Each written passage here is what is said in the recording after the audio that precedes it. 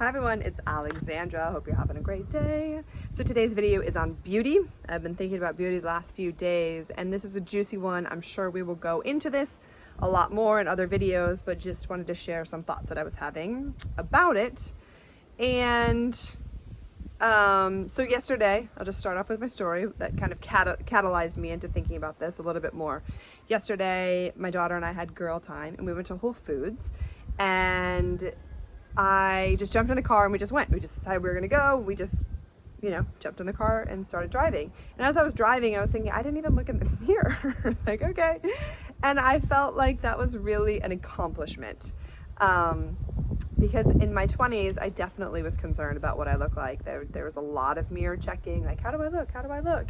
And now, especially becoming a mom, it's just like I have other things to do than just wonder what I look like all the time. Not that there's anything wrong with wanting to look beautiful and nice and looking in the mirror, but I'm always curious, like, when was the mirror invented? Like, we evolved and we didn't have mirrors. We were not looking at ourselves all the time. We were looking at other people. We were connecting with other people. We weren't like, oh, how do I look? How does my butt look? Oh, how does my hair look?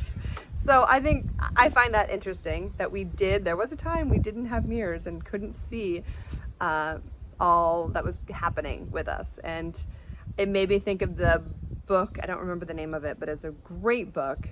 The idea of it was that she was going to go a year without a mirror, looking in a mirror. So during that year, she also got married, which I love. So she figured out how she wanted to do her hair and makeup without a mirror, and she went the whole year without looking at herself in the mirror.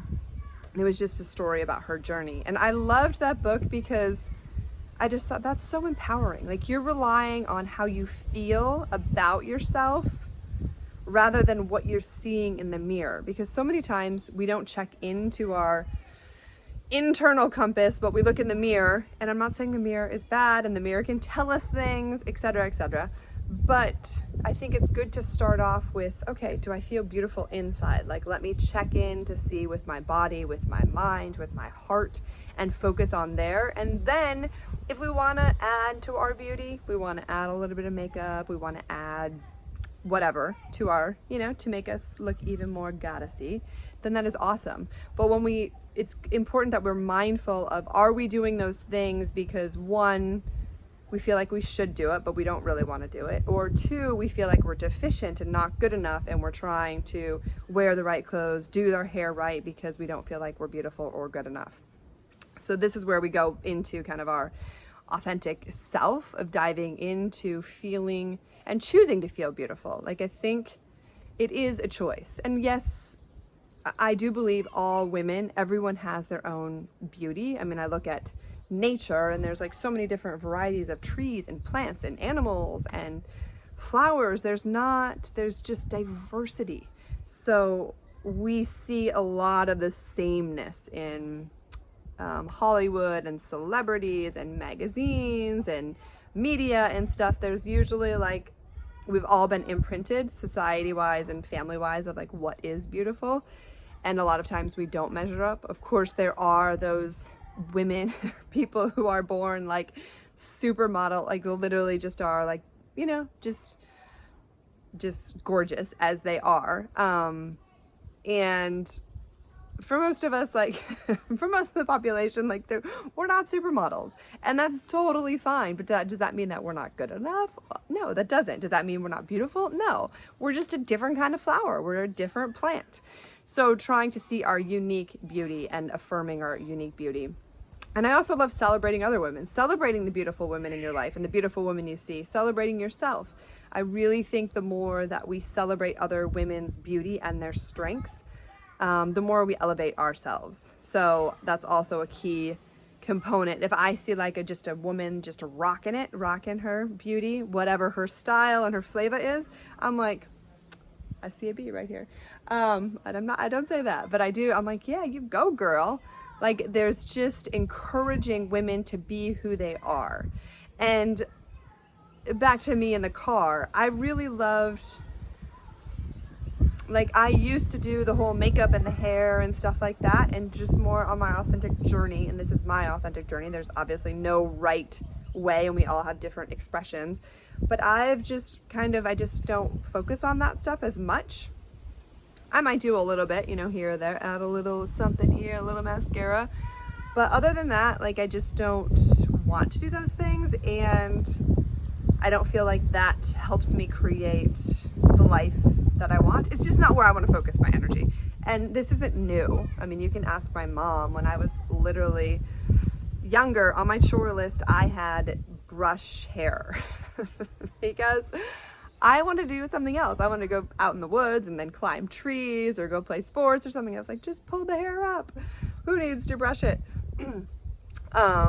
I remember one of our family friends was like, okay, let's brush your hair. And I'm like, front and side. I'm like, okay, I'm done. They're like, no, the whole back. And I was like, who cares? I can't see that. So, I mean, I'm kind of like that still. I'm just like, let it go. Let it be wild.